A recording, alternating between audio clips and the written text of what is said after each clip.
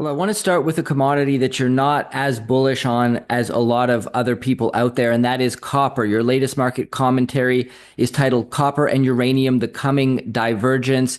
The vast majority of people I speak to on this show about copper are very bullish, citing how much copper is needed for electrification, for the energy transition, the current number of producing mines. That production falls far short of projected demand, and so a rise in price seems inevitable. You have a bit of a different view, so walk us through that. And Adam, I'll go to you first on this one.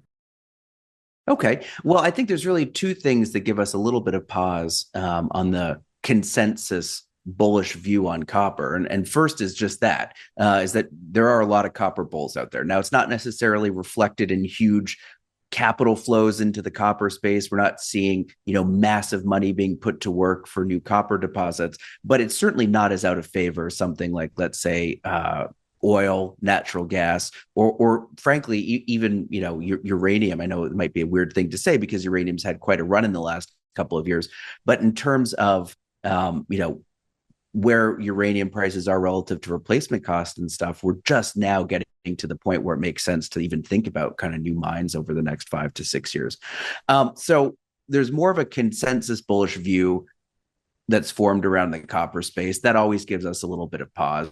We like to joke, not to pick on, McKinsey and what have you, but when McKinsey comes out with a huge report talking about the coming sure copper boom, that's usually a good sign to run the other way. And sure enough, in the last couple of years, we've seen reports from several consultants, and S&P Global came out with a massive report that's widely cited and things like that.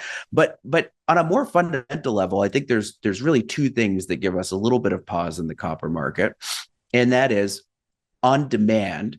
A lot of the demand expectations for copper for the next 5 to 10 years really are predicated on the renewable boom, and we've become very, very critical, as we've talked about in the past and written about a lot. We've become very, very critical about the potential for renewable energy to make widespread inroads. And the reason for that, and again, if I'm going too off topic, just pull me back. But the reason for that is their very poor energy efficiency. Any energy system that you look at, I think it's critical to look at how energy intensive it is to produce the energy that it produces. I mean, at the end of the day, what you need out of a energetic system is useful power, and how much it cannibalizes of its own power to create that power is obviously very, very critical. And we've seen over time and over hundreds, if not thousands of years, energy technologies displace old ones when their energy efficiency is better. We went from an agrarian lifestyle to burning coal because it had better energy efficiency. We went from coal to natural gas and super high temperature combined cycle gas turbines because the energy return on energy invested is better and better and better. And in the case of renewables, they're much, much worse because, it's no, I think, great surprise that the density of the sunlight or of stiff breeze is nowhere near the energy density of burning natural gas. If you put your hand over your stove on your gas burner, it's not the same order of magnitude, even on a really, really hot day, putting it sort of out in the sun. And so to get the same amount of usable power from something that's much less dense, well, you need to make everything much, much bigger. And that's why a gas plant can be quite compact, and a solar plant takes up acres and acres, and wind farms as well.